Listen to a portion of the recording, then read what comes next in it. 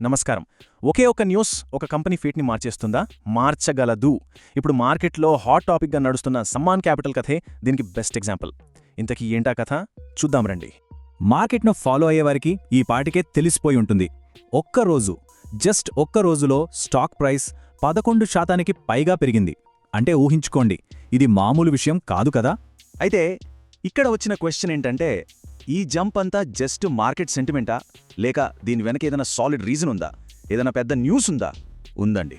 ఆ న్యూస్ ఏంటో తెలుసుకుంటే అసలు ఈ కంపెనీ ఫ్యూచర్నే కంప్లీట్గా మార్చేసి అంత పవర్ ఉందని అర్థమవుతుంది. So let's dig deep. Okay, ఈ టర్న్ అరౌండ్ స్టోరీని మనం క్లియర్గా అర్థం చేసుకోవాలంటే ఒక 5 విషయాలు చూడాలి. ఫస్ట్, అసలు సమ్మాన్ క్యాపిటల్ ఏంటి? తర్వాత వాళ్లకి అప్రూవ్ అయిన ఆ మెగా డీల్ ఏంటి? ఆ డీల్లో ఉన్న 10 కీ పాయింట్స్. ఆ తర్వాత పాజిటివ్స్ అండ్ నెగటివ్స్. చివరగా ఈ కొత్త చాప్టర్ ఎలా ఉండబోతుందో చూద్దాం. రైట్, ఫస్ట్ పాయింట్తో స్టార్ట్ చేద్దాం. సమ్మాన్ క్యాపిటల్. ఈ పేరు బహుశా కొత్తగా అనిపించవచ్చు, కానీ వాళ్ల పాత పేరు చెప్తే చాలామందికి టక్కును గుర్తొస్తుంది. అదే ఇండియా బుల్స్ హౌసింగ్ ఫైనాన్స్. అవును, ఆ పేరు నుంచి ఈ పేరుకి మారడం వెనుక ఒక పెద్ద కథే ఉంది. సో వీళ్ళ బిజినెస్ ఏంటంటే, సింపుల్గా చెప్పాలంటే ఇదొక ఎన్బిఎఫ్సి, అంటే నాన్ బ్యాంకింగ్ ఫైనాన్షియల్ కంపెనీ. వీళ్ళ మెయిన్ ఫోకస్ అంతా మార్గేజ్ ఫైనాన్సింగ్ మీద, అంటే హోమ్ లోన్సు, ప్రాపర్టీ మీద లోన్సు, కన్స్ట్రక్షన్ ఫైనాన్స్ ఇలాంటివన్నమాట. వీళ్ళ నెట్వర్క్ కూడా చిన్నదేం కాదు. ఇండియా మొత్తం మీద 200కు పైగా బ్రాంచులున్నాయి. సుమారు 14 లక్షల మంది కస్టమర్లున్నారు. ఇక్కడ ఒక ఇంట్రెస్టింగ్ పాయింట్ ఏంటంటే, కొన్నేళ్లుగా ఈ కంపెనీకి ఒక పర్టిక్యులర్ ఓనర్, అంటే ప్రమోటర్ అని ఎవరూ లేరు. ఒక ప్రొఫెషనల్ మేనేజ్మెంట్ నడిపిస్తోందన్నమాట. కానీ ఇప్పుడు ఆ సీన్ మొత్తం మారబోతోంది. ఇక్కడే అసలు ట్విస్ట్ మొదలవుతుంది. And that brings us to the main point. అదే ఆ మెగా డీల్. రీసెంట్గా సమ్మాన్ క్యాపిటల్కు సంబంధించి ఒక భారీ డీల్కి మన రిజర్వ్ బ్యాంక్ ఆఫ్ ఇండియా అంటే ఆర్బీఐ ఫైనల్గా గ్రీన్ సిగ్నల్ ఇచ్చేసింది. డీల్ ఏంటంటే, అబుధాబీకి చెందిన ఒక పెద్ద ఇన్వెస్ట్మెంట్ కంపెనీ ఐహెచ్సి అంటే ఇంటర్నేషనల్ హోల్డింగ్ కంపెనీ, వాళ్ళు సమ్మన్ క్యాపిటల్లో భారీగా ఇన్వెస్ట్ చేయబోతున్నారు. దానికిప్పుడు ఆర్బీఐ నుంచి అప్రూవల్ వచ్చేసింది. ఆ ఇన్వెస్ట్మెంట్ అమౌంటు ఎంత అనుకుంటున్నారు? సుమారు 8,850 కోట్లు. ఇంత పెద్ద క్యాపిటల్ ఇన్ఫ్యూజన్ అంటే మాటలు కాదు. ఇది ఖచ్చితంగా ఒక గేమ్ చేంజర్ అయ్యే ఛాన్స్ ఉంది.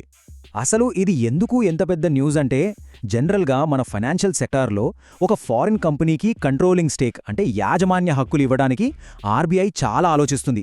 చాలా రూల్స్ ఉంటాయి. అలాంటిది ఈ డీల్కి ఓకే చెప్పిందంటే దాని ఇంపార్టెన్స్ మనం అర్థం చేసుకోవచ్చు. సరే, ఇంతకీ ఈ డీల్లో ఏముంది? దీన్ని సింపుల్గా అర్థం చేసుకోవడానికి ఒక 10 పాయింట్లుగా బ్రేక్ చేసి చూద్దాం.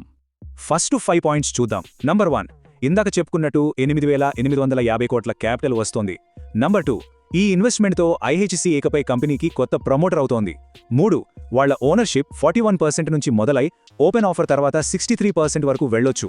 4, కొత్త ప్రమోటర్ వచ్చారంటే మేనేజ్మెంట్లో కూడా మార్పులు ఖాయం. అండ్ ఫైనలీ 5వ పాయింట్, ఐహెచ్సి తరఫున ఒక కొత్త డైరెక్టర్ని కూడా బోర్డులో అపాయింట్ చేశారు. ఇక మిగిలిన 5 పాయింట్లు. 6, ఇంత డబ్బుస్తే ఏమవుతుంది?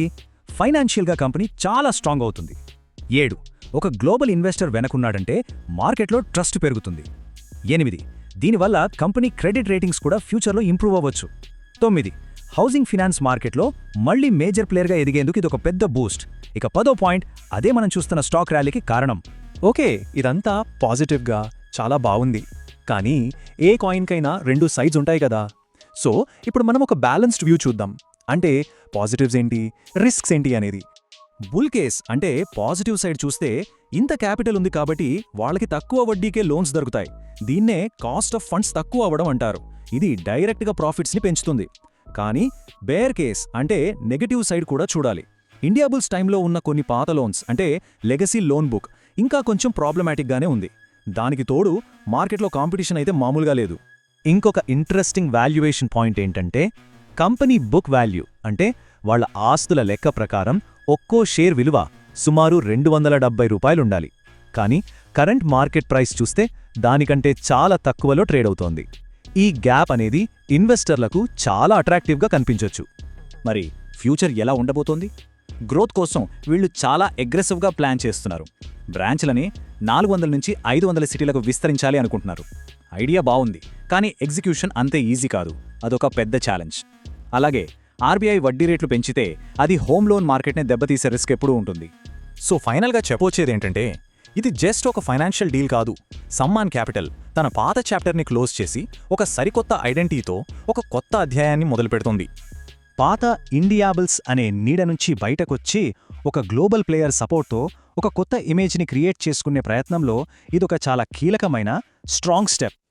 కాబట్టి ఈ స్టాక్ని హోల్డ్ చేస్తున్నా లేదా దీనిపై ఇంట్రెస్ట్ ఉన్నా రాబోయే రోజుల్లో ఈ డెవలప్మెంట్స్ని చాలా క్లోజ్గా వాచ్ చేయడం అనేది కీలకం. యాజ్ ఆల్వేస్ ఒక చిన్న డిస్క్లైమర్, ఈ అనాలిసిస్ అంతా కేవలం ఇన్ఫర్మేషన్ కోసమే. ఎలాంటి ఇన్వెస్ట్మెంట్ డెసిషన్ తీసుకునే ముందైనా మీ ఓన్ రీసెర్చ్ చేయడం మర్చిపోకండి. చివరగా ఒక ప్రశ్నే, ఈ కొత్త మార్పులు, ఈ భారీ ఫండింగ్తో Sammaan Capital India next financial జాయింట్గా మారగలదా? వెయిట్ చేసి చూడాలి. మరో ఇంట్రెస్టింగ్ అనాలిసిస్తో మళ్ళీ కలుద్దాం.